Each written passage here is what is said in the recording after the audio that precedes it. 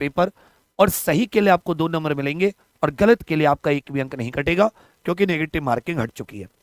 अब यदि आप पिछले जो भर्ती हुई है तीनों बड़ी, इनमें अगर आप कट ऑफ देखोगे तो जब भी किसी भर्ती में एक से ज्यादा पोस्ट आती है तो दोनों की अलग अलग कट ऑफ लगती है।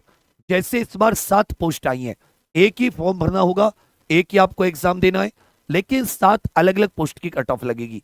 तो इसका मतलब आपने अपनी चॉइस भरी कि आप सिविल पुलिस को पहले नंबर पर प्राथमिकता देना चाहते हैं, प्रेफरेंस, या फिर आप पीएससी को, या महिला है तो महिला बटालियन को। उसके हिसाब से आपके जो मार्क्स हैं, पहली कट ऑफ जितने बच्चों ने फर्स्ट चॉइस भरी होगी, क्या होगा, जितने बच्चों ने इसमें फर्स्ट चॉइस भरी होगी, मान लो सिविल पुलिस आप बॉय हैं, आप पुरुष हैं और आपने सिविल पुलिस को फर्स्ट चॉइस भरा है, तो सिविल पुलिस के 10,000 पद है, 10,000 के करीब।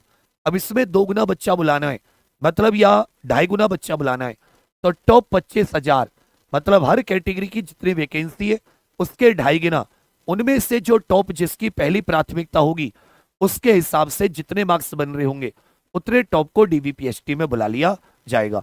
फिर ऐसे पीएससी में अलग, ऐसे घुड़सवार पुलिस में, सबकी अलग अलग।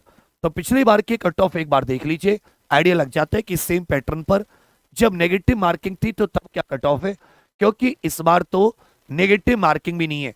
जहां नेगेटिव मार्किंग हटी वहां अपने आप 5 से 7 नंबर की कट ऑफ प्लस अपने आप मान लीजिए। अब देखिए 41,520 भर्ती थी, केवल इसमें सिविल पुलिस की पोस्ट थी। जनरल 225, ओबीसी 216, एससी 187, एसटी 153 पुरुष, जबकि महिलाएं 199। 49,568 में सिविल पुलिस भी थी, पीएससी भी थी। तो क्योंकि लगातार जल्दी जल्दी भर्ती आ गई थी, पुरुष की 193, जनरल महिला 180, ओबीसी पुरुष 185, महिला 167, एससी पुरुष 159, महिला 132, एसटी पुरुष 131, महिला 96.5, और पीएससी की और भी कम लगी थी। अब आ जाता है 60,244, लगभग इसमें साथ ही 30 लाख के करीब ऐसे बच्चे थे जिन्होंने इस एग्जाम को दिया था, और उसके हिसाब से हर पोस्ट पे 50 का इसमें एक कंपटीशन था। तो जनरल पुलिस 225, जनरल पुरुष, जनरल महिला 212, इसमें ईडब्ल्यूएस पुरुष 209, ईडब्ल्यूएस महिला 193, ओबीसी पुरुष 216, ईडब्ल्यूएस ओबीसी महिला 200, एससी पुरुष 196, एससी महिला 180, एसटी पुरुष 170, एसटी महिला 140, 50% से भी कम। अब इसी को अगर आप टारगेट करके इस बार देखें तो इस बार जो मैंने कुछ एक अंदाजा लगाया है, मैंने इसमें पदों की संख्या 32,679, अलग अलग पोस्ट वाइज क्या लगेगी, मेरिट लगेगी, अलग अलग पोस्ट वाइज मेरिट। तो आपकी जो पहली चॉइस है, आप केवल उतनी ही वैकेंसी मानकर चलिए कि भाई मेरी अगर सिविल पुलिस है तो मैं 10,000 वैकेंसी है, मैं पीएससी को पहली चॉइस दे रहा हूं तो मेरे लिए 15,000 वैकेंसी है।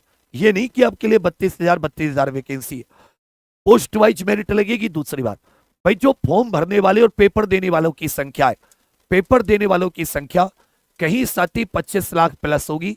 वही आप देखोगे तो एक सीट पर 80 के करीब इसमें अभी भी कंपटीशन निकल कर आएगा। उसके हिसाब से नेगेटिव मार्किंग खत्म हो गई है और पेपर का पैटर्न पहले जैसा ही रहा, पेपर का पैटर्न नहीं बढ़ रहा।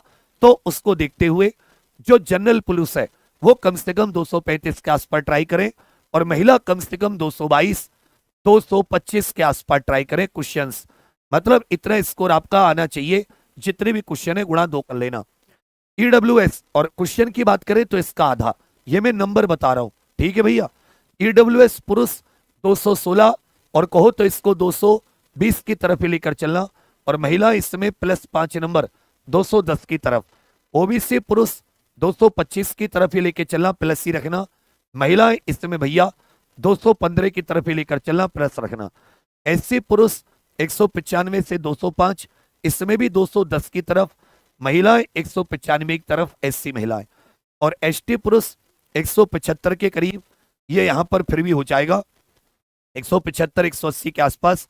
और जो एसटी महिला हैं, क्योंकि पिछली बार आप देखोगे एसटी महिला की भी 140 के करीब लगी थी, तो वही आप 150 के करीब अंक ले आएंगी तो भी कोई दिक्कत नहीं है। तो जितना मैं यहां पर आपको इस स्टेप इसको लेकर चल रहा हूं, इसको +5 नंबर ही लेकर चलना। ये में 3-4 चीजें, क्योंकि पोस्ट वाइज मेरिट लगेगी।